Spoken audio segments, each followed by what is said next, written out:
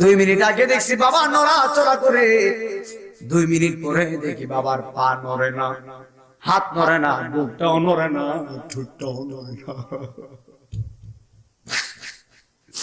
আর সাকরাতের যন্ত্রণা কত কঠিন। মা যারা শুনে যাও, আমার দেশে রুগীওয়ালা মানুষগুলা সাকরাতের বিছানায় যখন পড়ে, আমার দেশের মহিলা মা বোনরা মুখের ভিতরে চামচ দিয়ে পানি দেয়, কিন্তু পানিটা মুখের ভিতরে যায় না, পানিটা এই দিকটা বায়া বায়া পড়ে যায়। এখন বলে হুজুর কেন পড়ে যায়?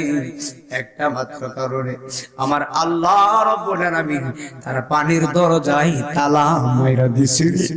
আমার রিজিক যতদিন আছে ততদিন আমি খাবো, আমার রিজিক যেদিন শেষ হয়ে যাবে আর আমি খাইতে পারবো না, পানিও খাইতে পারবো না, একটা দানাও খাইতে পারবো না।